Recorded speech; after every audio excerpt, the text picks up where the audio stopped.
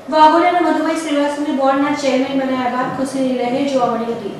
લોકસભાની ચૂંટણીમાં ટિકિટની માંગણી અધિકારીઓ સાંભળતા નથી। 6 ટર્મથી જીતતા હોવા છતાં કોઈ હોદ્દો મળતો નથી તેવી બૂમરાણ મચાવનારા વાઘોડિયાના ભાજપના ધારાસભ્ય મધુભાઈ શ્રીવાસ્તવને આખરે બોર્ડના ચેરમેન પદની ભેટ આપવામાં આવી છે। ધારાસભ્ય મધુભાઈ શ્રીવાસ્તવને મધ્ય ગુજરાતની અન્યના થતો હોવાની બૂમોનો પડઘો રવિવારે પડ્યો હતો। માંજલપુરના ધારાસભ્ય યોગેશ પટેલને મંત્રી બનાવ્યા બાદ રવિવારે સવારે પ્રદેશ ભાજપ અધ્યક્ષ જીતુ વાઘાણીએ મધુભાઈ શ્રીવાસ્તવને ફોન કરી Gujarat agro Indian corporation chairman બનાવ્યા હોવાની જાણ કરી હતી। આ મામલે સત્તાવાર સમર્થન આપતા મધુભાઈ શ્રીવાસ્તવે જણાવ્યું હતું કે મને ગુજરાત એગ્રો ઇન્ડિયન કોર્પોરેશનના ચેરમેન બનાવતા મારી જવાબદારી બની છે।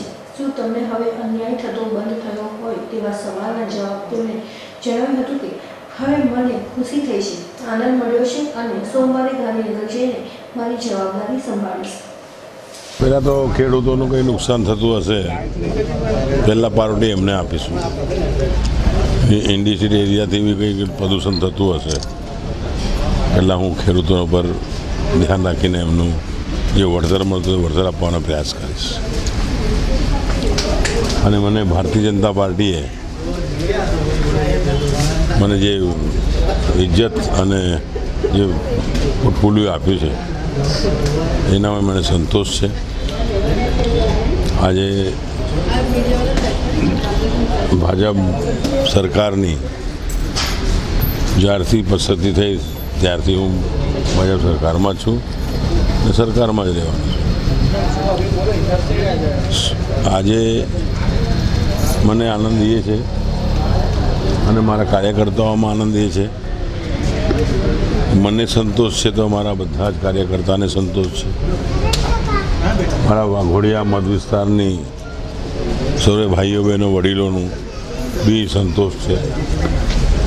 હું જ્યારથી ધારાસભ્ય બન્યો ત્યારથી મધ્યમ વર્ગના લોકોના અને ગરીબોના કામ પહેલાં કરતો આવ્યો છું અને એમની વાત બી સાંભળતો આવ્યો છું।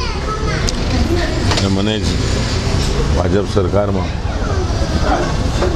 મને આપ્યું છે પોર્ટફોલિયો। હું પહેલાં પારોઠી મારા મત વિસ્તારના અને મારા કાર્યકર્તાઓને મારી માતાઓને બહેનોને પહેલાં પ્રાઉડ પારોઠી આપીશ। મારાથી જેટલા બનશે એટલું કામ કરવાના પ્રયાસ કરીશ।